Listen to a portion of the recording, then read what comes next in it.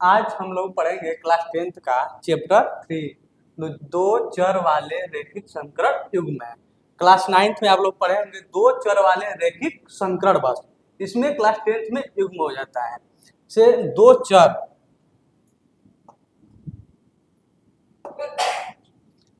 दो चर का मतलब दो चर रहना चाहिए, एक्स या वाई, कुछ भी हो सकता है, दो चर रहना चाहिए। जनरली हम लोग एक्स वाई मानकर ही करते हैं, इसलिए इसमें एक्स वाई लेकर ही करेंगे। इसका मतलब इसमें दो चर है, ये चर हो गया, ये चर हो गया।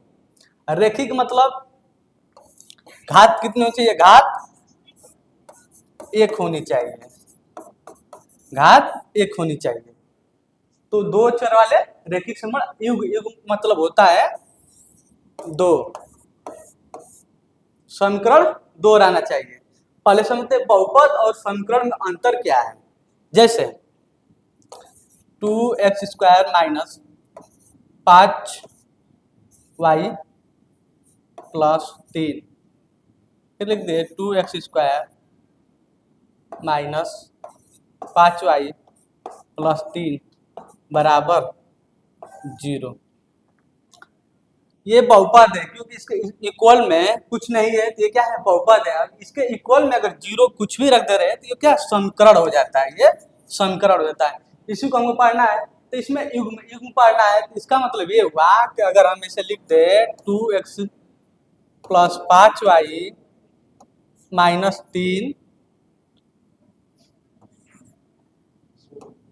2x 3y बराबर, इसको भी बराबर 4 कर दे, 3 4 कर दे, तो एक समीकरण ये हो गया, एक समीकरण ये हो गया। तो यही हमें पढ़ना है। इसमें दो रहता है, इसका मतलब इसमें x और y का मान निकालना है। जैसे उदाहरण है, उदाहरण हम थोड़ा सा क्लास 9th का रिवाइज करा दे आप लोग को। जिसमें इसमें पूछे कि इसमें चर कितना है, घात कितना है। जैसे घात, मैक्सिमम घात जो रहती है उसी को घात बोलते हैं। जैसे 2x प्लस 5y बराबर 3 है, तो इसमें घात कितना है? एक ही है, तो इसमें घात कितना हो जाएगा? घात एक हो जाएगा। और चर कितना है? x और y, इसमें चर दो है। ठीक है, ठीक इसी तरह इसमें घात, मैक्सिमम घात अधिकतम घात दो है x का, तो घात इसमें कितना हो जाएगा? दो हो जाएगा। और ये एक दो दो चर वाले रैखिक संकरण, इसमें इसको लिखेंगे दो चर वाले रैखिक समीकरण। ये दो चर वाले रैखिक समीकरण x और y। इसमें देखिए x, इसमें तीसरा है 3x³ plus y plus 5z³। इसमें देखिए चर, एक चर ये हो गया x और ये y और z। इसमें इसको लिखेंगे तीन चर वाला, तीन चर वाला। इसमें घात कितना है? मैक्सिमम घात अधिकतम घात देखते हैं, अधिकतम घात 3 है, तो इसमें घात कितना हो जाएगा? ये 3 हो जाएगा। ये सब 9th में पढ़ चुके हैं हम लोग, ठीक है। अब देखिए दो चर वाले रैखिक संकरण युग्म को हल करने की विधियां होती है। एक होती है ग्राफीय विधि, दूसरी होती है बीजगणितीय विधियां।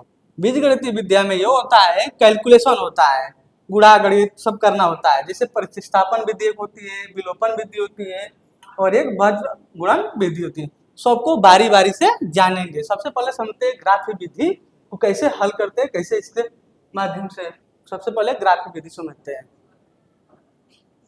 ग्राफीय विधि के उदाहरण है, जैसे 2x माइनस वाई बराबर 8 दिया है, तो इसको कैसे हल करेंगे? ठीक है, तो देखिए सबसे पहले हम आसानी कोई भी मान, x का मान कुछ भी रख सकते हैं। हम क्या करेंगे कि हमेशा हम x बराबर 0 रखकर करेंगे। तो x बराबर 0 इस समीकरण में रखेंगे।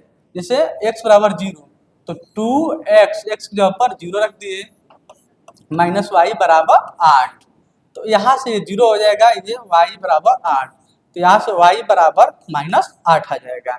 तो एक पॉइंट यहाँ हमको मिला, x पहले x वाला आता है फिर y वाला आता है। इसको लिखेंगे 0, -8, इसको नाम लिख दिया ए पॉइंट।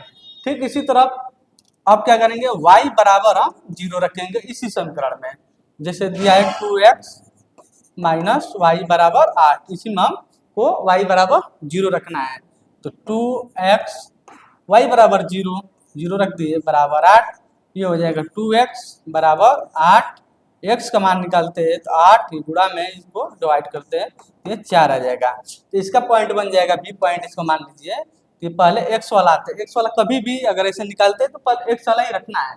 जैसे x था 0 तो 0 पहले रखे, ठीक इसी तरह इसमें 4 आ गया है तो पहले 4 रखेंगे ना कि 0 रखेंगे।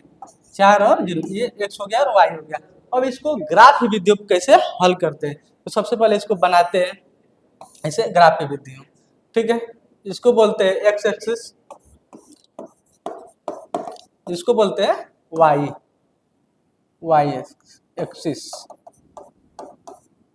वाई एक्सिस हो गया।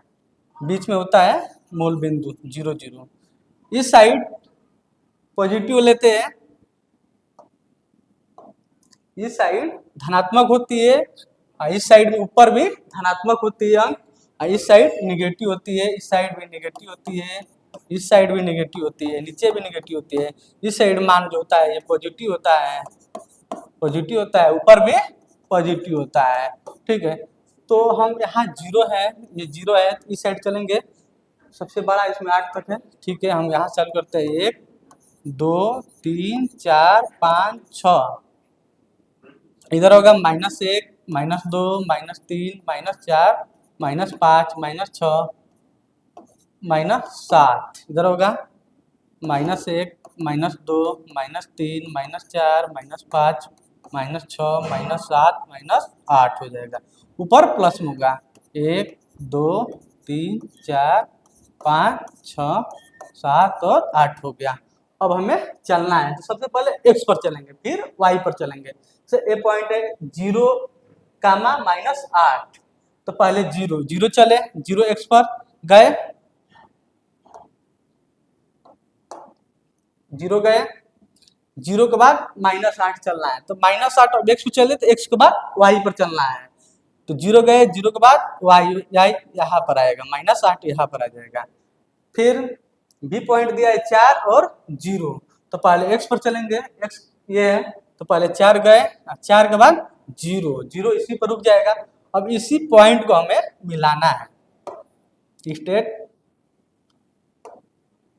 मिला देना है, ये ऐसे गए और ऐसे मिला दिए,